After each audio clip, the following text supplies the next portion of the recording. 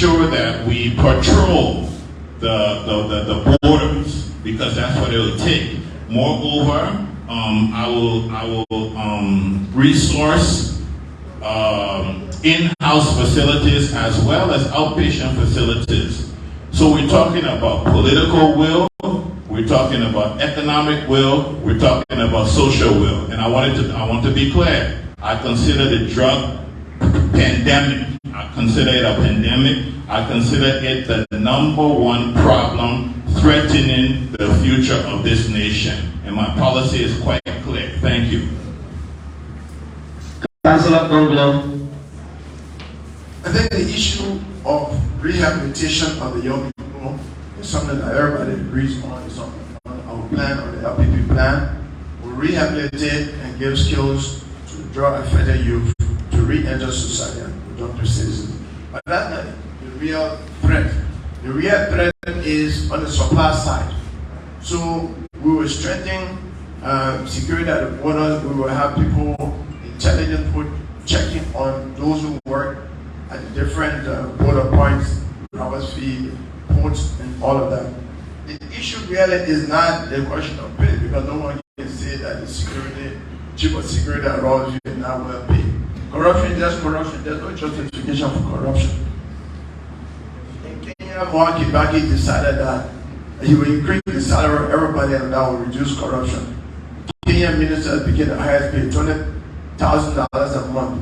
And then Kenya still became was among the 10 most corrupt countries in the world. So let's not go to that issue. The issue is law, rule of law, combating corruption, having clear strategy for fighting corruption. We have a Congo 12-count prescription for combating corruption. And that begins with putting everybody's salary, including the president's salary, everybody on the internet, including law enforcement officers, and reducing the salaries of people in the higher up, except the judicial, the legislature, and people in the executive, and increase the salary of the teachers, the law enforcement officers, the health workers, and the civil servants. And then we'll monitor them. Thankfully, I was part of the witness protection and act. I have to draft that act that will help people give information and be protected when they're giving information. So basically, we should handle the supply side. Because the drugs are not here, the young people will not use the drugs. So having said that, I just want to zero in back. I think I got a few seconds. I'm sorry. Thank you, Councillor Gonglo. Candidate Camo. When DPPL is giving an opportunity to lead this country, we will influence policy that will make it criminal to sell drugs or to bring drugs. Whether you bring the drug or you sell it, you have it with you in the community. If you are arrested, Liberia is going to be a drug-free zone. It's already criminal and it's not bitter. Very good. We are going to enforce the laws. That's what I'm saying. We got to look at the issue of building the foundations of this country again. Foundation of honesty, hard work, integrity, obedience to the rule of law. Let's strengthen the law enforcement arm and clean up the judicial system and make sure we got judges that will do what they need to do when people are arrested, you know, for doing these things. I will make sure that people who are caught and, and it's proven, they will bear the full weight of the law. Liberia would be a drug-free zone, and those with deviant behavior will be punished. Once we begin to punish people and other people see it, we really take action, people will be afraid. And then, of course, we will rehabilitate our young people. But those who bring in drugs, we must be serious about punishing them. Okay, on to calling. There's a CMK. Now, in our in the calling administration, there are few things we will do differently. The Bible says in Ecclesiastes chapter 8:11, it says, if you don't punish crime, you tell everyone is okay to commit crime. So we already have laws on the books to do that. We will impose that. Number two, we will have a special presidential task force to make sure that those doing the work, that they're doing that work. We have, within that, we'll have a monitoring and evaluation a team around that. But importantly, what we'll do differently, I'm from a healthcare background. I've spent 20 years in healthcare. We will make sure every month there's a drug test on everyone. Why did we come up with this? I went in the community, I've been meeting a lot of our disadvantaged brothers. And they've told us that... You just said every Liberian, is that what you mean? No, I've met most of them. Thank you for the correction. I've met... No correction, I'm just asking you. No, that's okay. So I've met most of our disadvantaged brothers and sisters. But just want to tell all this, and I know somebody said, well, the government has appointed people who are considered informers. Like when they are arrested over and over and over, the government makes them drug informers. So how will you get monkey a banana? They're going to eat it. So those who are doing the thing, they are all in cahoots together. So we'll make sure we have a monthly drug test. So if you fail that, consecutively 2 or 3 times, we remove you out of the force. And we'll be able to treat other people in the force and put in there. So the drug test for every law enforcement officer should be a primary goal for us. We will do that. And we'll also be able to, we also rehabilitation is also another part. You know, not just to leave them out there. It's very embarrassing to see our brothers. So we'll try to rehabilitate them as well. Thank you, Kennedy Colley. Let's move on. Sheikh Koyate. You know, the issue of the drugs, the case at the airport. Before that happened, I saw a post from a senior member of the government. He states, UP supporter, we are Brokosh. CDC supporter, then Waka Toget. ANC, I see why he sleeps. The foreign day, a senior officer, chief security officer at RIA, was caught with drugs. That is an indication that this government has indulged the consumption of drugs, has indulged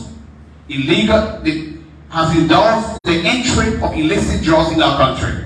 That is why 100,000 or 100 million worth of drugs was caught in this country, red-handed, and the government lost the case. I share Koyate, not just as a president candidate, I have evidence where the government is also selling diplomatic passports to drug dealers. And when you look around this country, you realize that 65% of the population are young people. Imagine when you view social media, you see young people saying, give a cushion, give a cushion. That has become a slogan for campaign. This is scary. We do have laws. But what needs to be done to stop this? We need a reform in the judicial system. Our judicial system, I'm sorry to our lawyers, I'm sorry to those who are in the judicial system, but it is weakened. The justice system of this country has to be strengthened. We need a reform, a total reform, and that is the only way we can tackle it. Secondly, we also need to empower the young people by giving them skills. Most young people graduate from universities, they go home, they have no job. You are told to have 2 years job experience. There's no chance of getting a job where we have a 2 years job experience. It's difficult. Thank you so much. Thank you. Dr. Manu.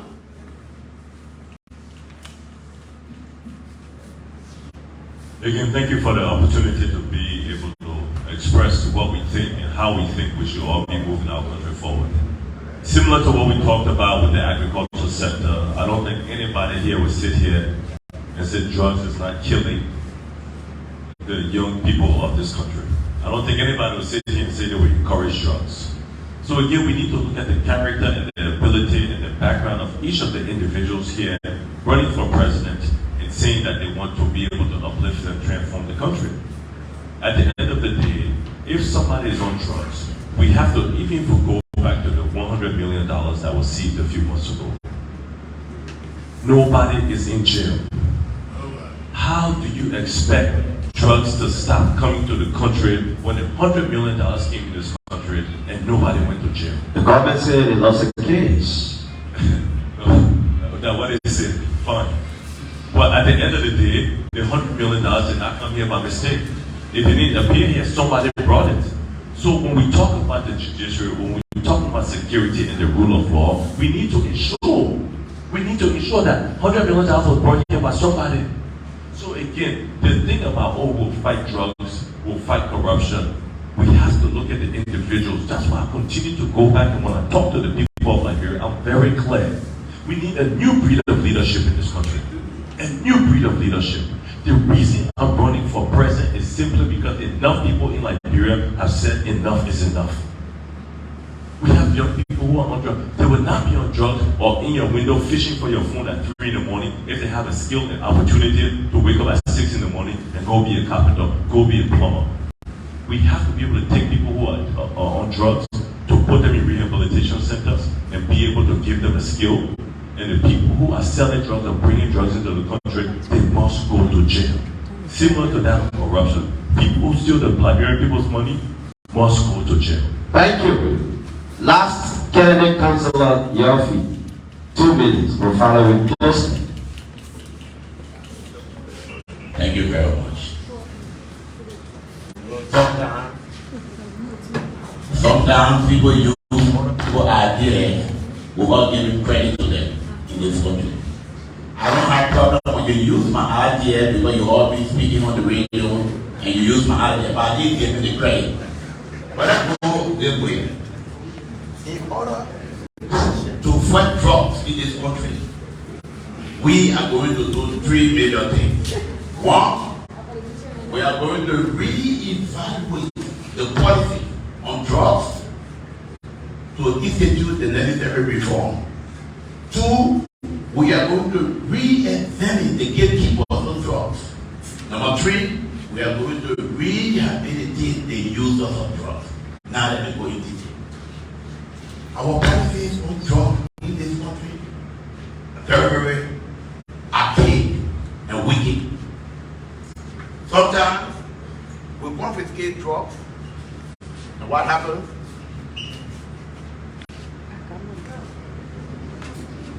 Is that okay?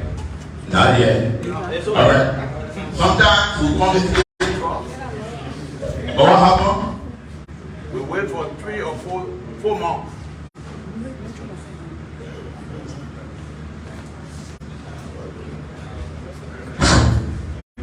We confiscate drugs and we keep them somewhere for 4 or 5 months, and then at the end of the day we come to destroy. Sometimes what they destroy is not the actual drug, but something that looks like it. We are going to change that policy. Another thing we're going to do, we are going to examine the gatekeepers. That is to say, those who are called drug enforcement officers. Whether did we subject them to drug tests? If those who are responsible to prevent drugs from entering the country are drug users themselves, how do you fight against drugs? So we are going to have a policy wherein we re-examine them, we subject them to drug testing every quarter. Because if you are a drug user, you cannot enforce. Thank you, sir. Thank you, Chief. Thank you, sir. I'm not saying anything. Thank you so much. The time is full up. Please clap for them. They just exhausted their time. We've been here. And it's been a wonderful interaction here with all these politicians.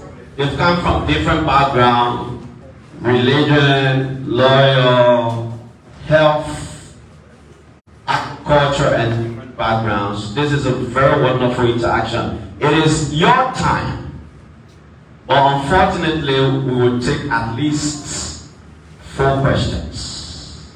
We might not be able to take questions from everybody in the hall. Please let your question be concise and policy issue. If you attack anybody's person, we'll cancel the question. We need to elevate our discussions. We need to elevate our discussion, please. So, you will put your hand up, we'll recognize you, they will get the mic to you. You will ask a particular candidate, or if it's all the candidates, no problem. So, we will. Can't see the hand of any woman. Let me take you right. So you just call your name and ask your question.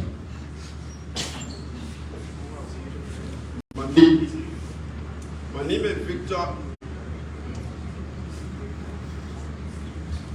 My name is Victor Gary, and my question goes to that of Gary Madiba. Dr. Madiba, I really want to know, because in our government is in the riches, we can see people who study out to large people. So when you really meant riches, you said you got your PhD in riches, so I really want to know this. Okay. I see one hand up way behind there. Yeah, just ask the first two, then they will respond.